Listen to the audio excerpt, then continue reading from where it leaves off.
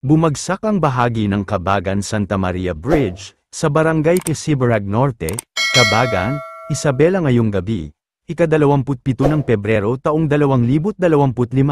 Ayon sa mga awtoridad, 2 buwan pa lamang nang matapos isailalim sa retrofitting ang nasabing tulay, at tanging mga maliliit na sasakyan lang ang pinapayagang dumaan dito kapag may mga kalamidad. 6 ang dinala sa ospital dahil sa insidente. Inaalam pa rin ng mga awtoridad ang sanhi ng pagbagsak ng bahagi ng tulay. Ayon sa mga ulat, isang truck kasama ng iba pang mga sasakyan ang nahulog sa ilog sa ibaba. Ang tulay ay bukas na para sa mga magagaan na sasakyan mula pa noong Oktubre taong 2024.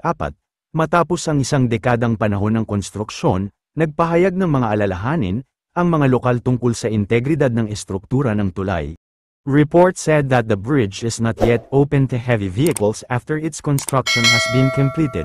Matatanda ang taong 2017 nang simulang itayo ang proyekto na pinondohan ng mahigit 639 milyon pesos, bilang alternatibo sa umiiral na Cabagan Santa Maria Overflow Bridge na hindi naman madaanan oras na umapaw ang Cagayan River, na-delay ang pagbubukas sa nasabing tulay dahil sa depektibo umanong disenyo na hindi akma sa istruktura, batay sa isinagawang third-party audit.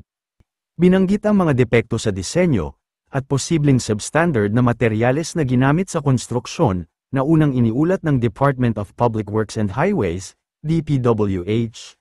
Ang mga isyu sa tulay, kabilang ang mga pagguho ng DALSDs at mga pagsasara dulot ng pagbaha, kasalukuyang iniimbestigahan ng mga awtoridad, ang sanhi ng pagkakagupo upang matukoy, kung ito ay dulot ng pagkasira ng estruktura o sobrang karga mula sa truck. Ang Santa Maria Bridge ay isang bagong gawang tulay na nagsisilbing mahalagang daanan sa rehiyon. Ang insidenteng ito ay nagdulot ng pagkaantala sa daloy ng trapiko at posibleng epekto sa mga lokal na residente at negosyo.